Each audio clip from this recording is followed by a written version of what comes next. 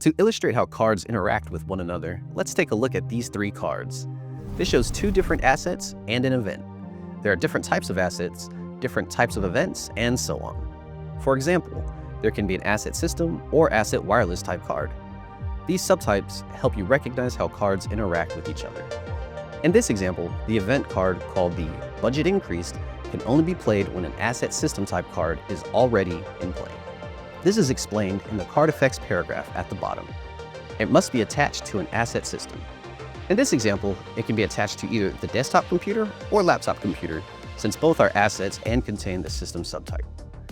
Even though we are showing 2 asset system cards, it can only attach itself to one. I've chosen to attach the Budget Increase card to the desktop computer because the laptop computer cannot be played yet. This is because the laptop computer requires a wireless network card to already be in play before I use it, just like in real life. This means the Budget Increased could only be played with the desktop computer. See why the card effects paragraph matters? Let's keep going. Building on what we've learned, we're now going to add a wireless router. Remember what the card effects stated in the laptop computer? It said that you must have a wireless network in play before playing that card. Fortunately, the wireless router is an asset wireless network card, which now allows a laptop computer to be played.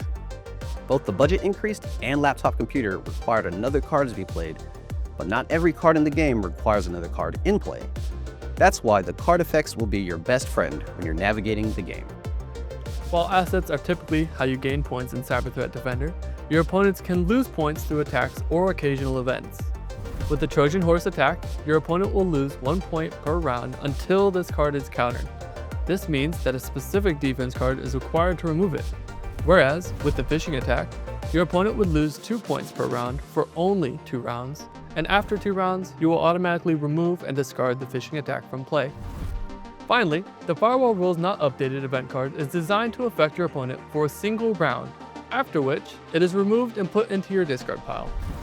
The defense cards have 2 benefits. They protect your assets from your opponent's attacks and remove targeted attacks against you.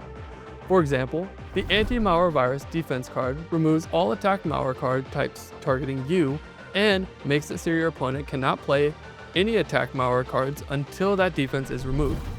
So, if your opponent had a Trojan Horse played against you, the Anti-Malware Virus would remove that attack along with any other malware type cards. But notice the last sentence at the bottom of both of the Anti-Malware Virus and host-based firewall defense cards illustrated here. You can only have one of each card in play at a time. Remember, the value of the cards matter.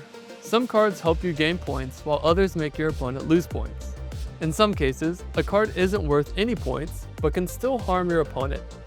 Finally, the card effects will reinforce or introduce point values found in individual cards, so make sure to read it.